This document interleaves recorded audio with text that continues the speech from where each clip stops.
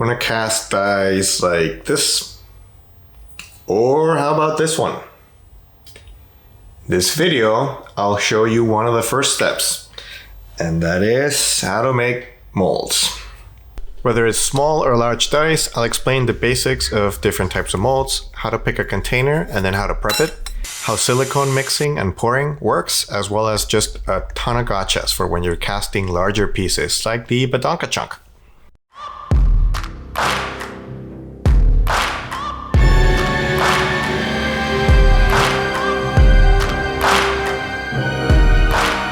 Let's start by talking about how different molds work.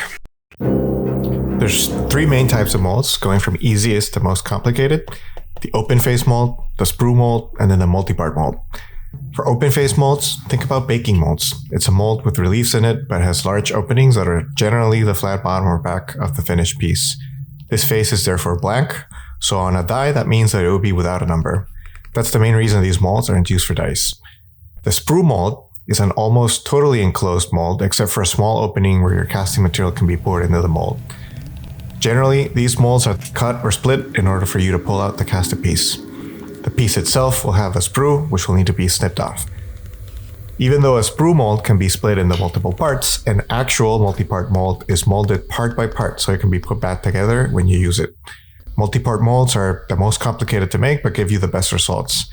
And the most common form of multi-part mold used in dice making is also the easiest to make. It's the cap mold. In a cap mold, your entire die is molded in one part of the mold, and then the second part of the mold is just a cap or layer of the mold that includes an indentation for the number in that face of the die. Think about making an open face mold, but then on top of that, you're actually casting another piece that's the cap. Cap molds generally last longer than sprue molds, but the main advantage for dice making is you have a much larger face that lets you more easily put and manipulate inclusions in your mold. While cap molds come in all shapes and sizes, one other important distinction is just how many pieces you're actually molding. Cap molds can be done with a single die or with a full set of dice. For the latter, we refer to it as a slab mold, since it tends to result in a large slab of silicone. The main advantage to slab molds, well, you get to put everything together in a single mold. The main disadvantage, the whole mold is kind of if anything happens to a single cavity. So first thing you need to do is you need to look for a container that fits the size of your master. In this case, you've got this massive badonkachonk. So we need something that's going to fit this, but with a little bit of extra space on the side. But how much is a little space exactly? That's going to depend on the overall size of your piece. I would recommend your piece take up 3/5 the diameter of the container, which means 1/5 or about 20% should be left on each side. With smaller pieces, however, I would recommend that at the very least you have a space of around 1/4 of an inch between the edges of the container to the dice, as well as between dice in the case of slab molds.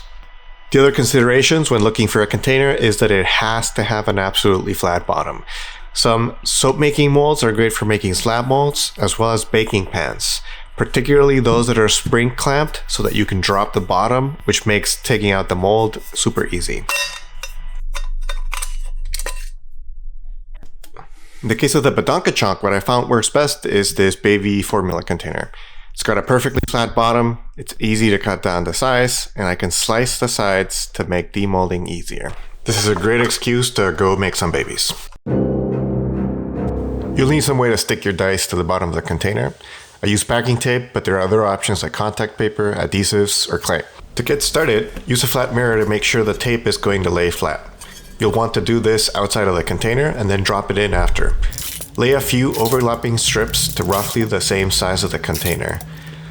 I then use a container as a pattern and mark its dimensions on the tape. You'll want to then offset these in slightly so the pattern can easily fit inside the container. Once you've cut your pattern, make sure it fits inside the base of your mold, and then afterwards, you'll need some double-sided tape or some kind of adhesive to stick this packing tape pattern inside of the bottom of the mold. Then comes the absolute hardest part of this process: picking which face you want to be on the cap of your mold.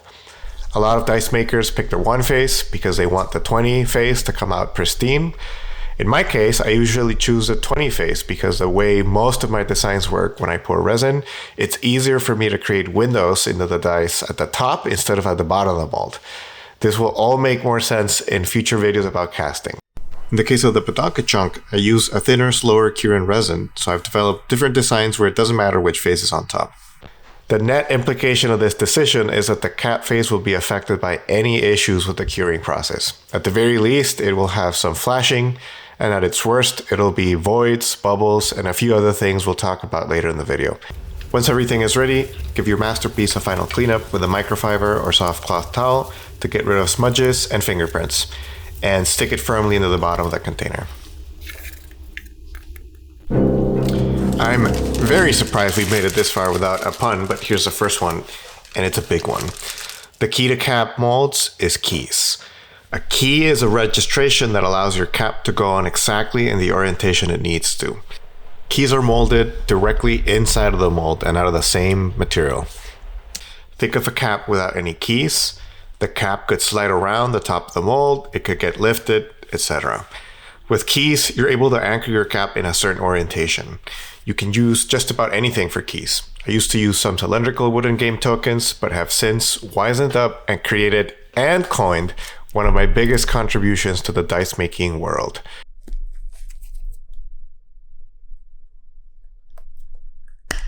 The locking keys. Feel free to call them Dicecraft's locking keys or at the Dicecraft locking key so people can find me on Instagram. The way locking keys work is we're taking advantage of the flexibility of silicone by using tapered shapes that can be forced into the silicone and then become trapped by it. When I first came up with this idea, I found these brass sleeves at my hardware store that are tapered on both ends and thus are the perfect shape for inserting and de-inserting or removing or unlocking. I just had to pour some resin in them in order to turn them into solid shapes. One of my favorite alternatives that other dice makers use is molding latches into the cap. My problem with this approach though is that it's a more complicated mold, and then I also suspect it could deteriorate sooner than the stubby locking keys would. Once you've got your keys figured out, you're going to stick them around the inner edge of the mold, making sure to leave some space between the edge and the piece you're molding. For really large molds, it would behoove you to get some tweezers or other key grabbing contraption and to use some kind of pushing stick, like a marker, to press the keys firmly into the tape. Make sure to also make some kind of recognizable pattern so you can know what orientation to put the cap back on. And if your container is sliced, like mine, use some tape to stop it from leaking or preventing it from opening once you've poured in your silicone. First things first when thinking about handling chemicals, safety. There's a lot of information and misinformation about how to safely handle products like silicone. I would say don't take my or anyone else's word for it. Go directly to your product's manufacturer's website and look for its safety data sheet, or SDS. It will clearly state any risks, hazards, and precautions or protective measures for handling that product. In the case of the silicone that I work with, which is the smooth-on sort of clear 12, it doesn't require any respiratory protection if working in a ventilated area, but you should use gloves and safety glasses. In my case, I use work instead of medical gloves because it makes it easier to work with these gallon containers. Safety might be a big factor when you decide on which silicone to use, but there are two other considerations. First is the type of silicone, either platinum or tin catalyzed. Short answer is go with the platinum. The only gotcha with platinum silicone is it will not cure if and where it comes into contact with sulfur. Sulfur is found in some common mold making supplies, such as latex gloves, modeling clay, and some 3D printed resins. The second consideration is the hardness of the silicone. We use a metric called the Shore hardness that's used to measure the hardness of plastics. The higher the number, the harder and more inflexible the material. Think of a spectrum that on one end has a gummy bear and on the other a hard impact resistant helmet. Based on the mold types we talked about earlier, just imagine how much easier it would be to demold dice out of a gummy bear. For this reason, we use more flexible, low hardness silicone. The one I use is sort of clear 12. It's perfect to be able to stretch it to get your pieces out of the mold, but unfortunately it comes with a price. Flexible silicone tends to not last as long and it will become damaged and marked after only a few casts. Silicones will come in two parts and then you'll mix those in order to get the curing process started. Depending on your silicone, you'll mix by weight or volume. Graduated containers are great for volume and most of them have marks for other ratios like 2:1 or 3:1, which some resins use. For weight, I use a digital kitchen or mail scale.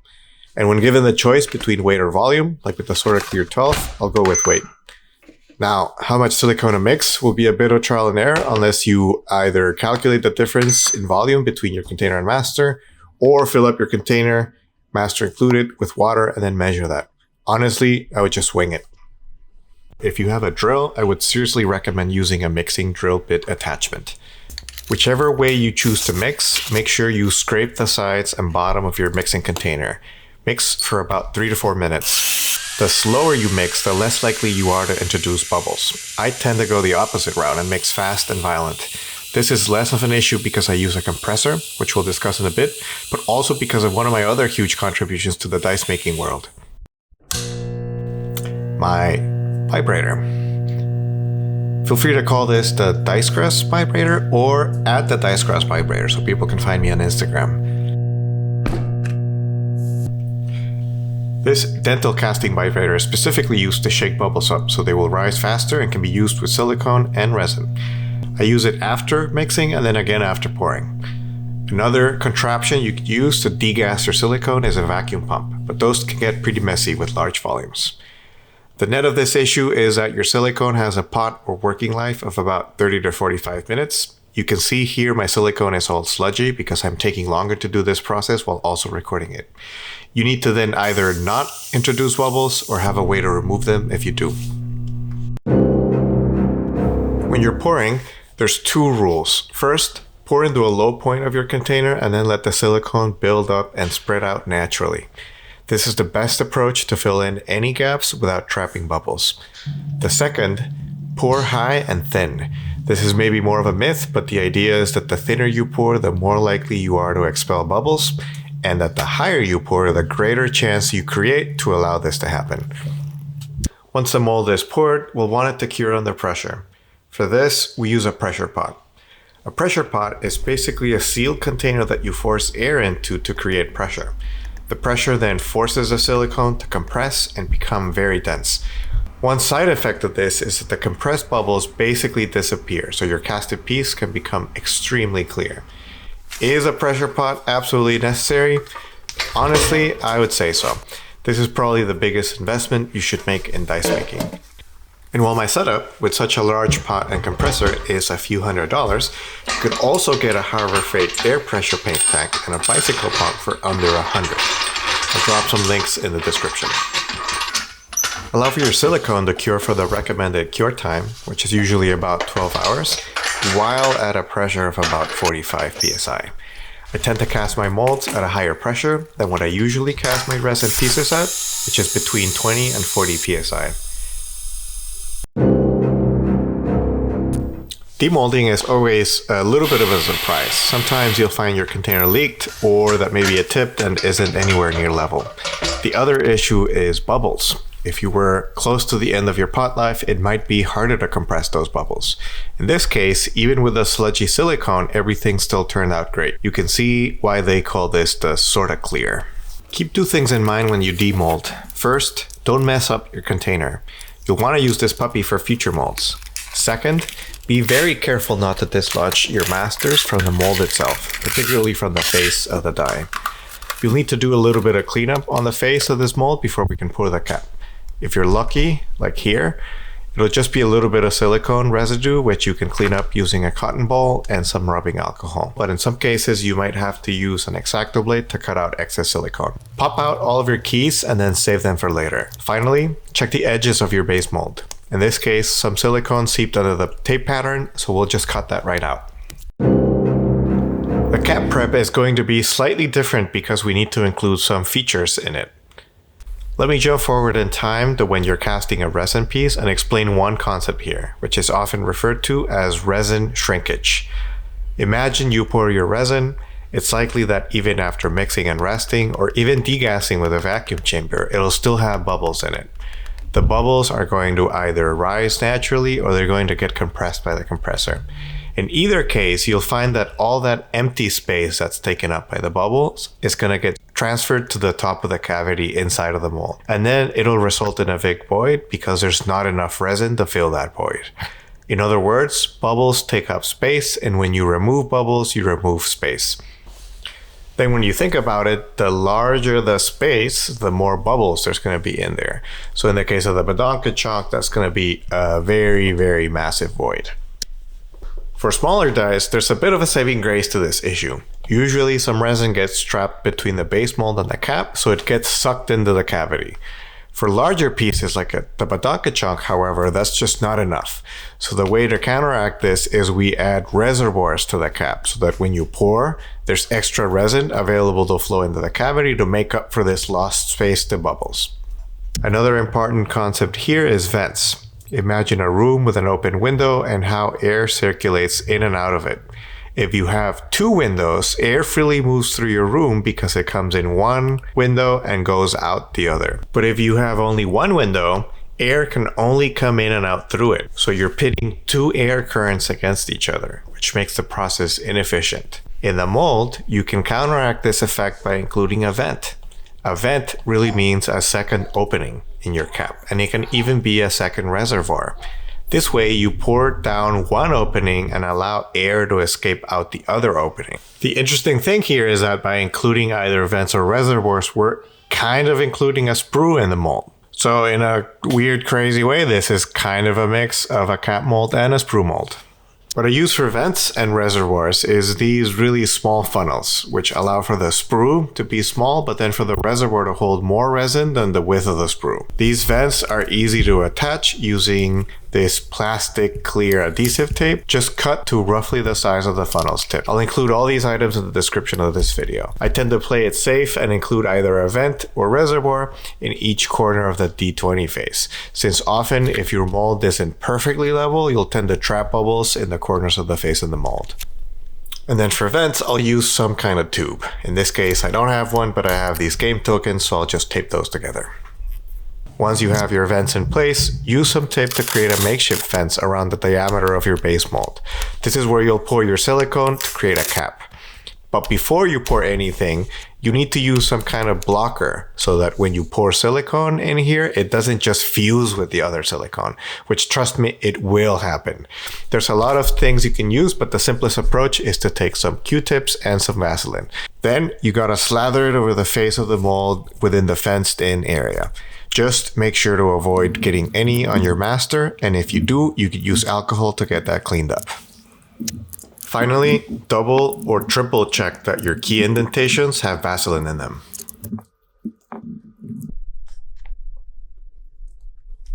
And when you're done blocking the face of the bottom of your mold, we're going to go through the exact same steps we did earlier in order to get your silicone measured, mixed, and then poured. You can see here as well how the silicone is much more fluid and less viscous than before. You'll also notice when we pull this mold how it's going to look very different from the last one. You'll want your cap to be poured thick so that it's heavy and it weighs down on the top of the base of the mold. Then similarly, we'll put this in the pot and let it cure for 12 hours under pressure at 45 psi. Here you can see how the surface turned out incredibly smooth. So this is entirely because of how early we were able to get this into the pressure pot versus the bottom. We were towards the end of the pot life, so it looks much more sludgy. Then demolding here couldn't be easier. Just take the tape off, take your vents and reservoirs off, and pop the cap off. If you miss blocking any part of the cap and you find that your silicone fused, just use a X-Acto blade to separate it out. Then take a moment to admire the absolute beauty of the mold you've just made. The final step will be to take out your master. If these were standard size dice, you could probably just pop your masters out. But doing so, and when you do this over time with casted pieces, you'll break down your mold's edges. So what I do here is I actually half cut the mold so it's easier to demold. This really prolongs the life of the mold, but it results in marks on your casted pieces that you will need to finish off. In order to do these cuts, just use an X-Acto blade and follow one of the edges in the face of the mold. So in this case, we'll have 3 different edges that we can just cut down the sides. When you do this, just be very careful not to cut yourself or the master. And then ultimately, it is totally up to you how far down the size of the mold you want to go when you're cutting. And then finally, the easiest way to demold is to splay out the mold and then push out from the bottom of the mold. Your master should just pop out. use your unique key pattern to identify the orientation of the lid, and then I would recommend you store this with the lid on so that you don't get any dust or anything on the inside of the mold. And there you have it. That's your mold. Depending on your resin and how you store the mold, just how many times you'll be able to use it. I tend to mark the bottom of the mold with an X-Acto blade and then a Sharpie, just to keep track of how many times I've cast with it. One of the sure tells that this is an old mold using this specific silicone is that it turns white. You'll also notice a lot of other little details, like little pieces that are going to start missing because the resin gets stuck to the silicone, and then your numbers are not going to come out right, or the edges of your cap face are going to have lips that are way larger than just a regular flash. When this happens, it's time to make a new mold. So you can go back to this video and start all over.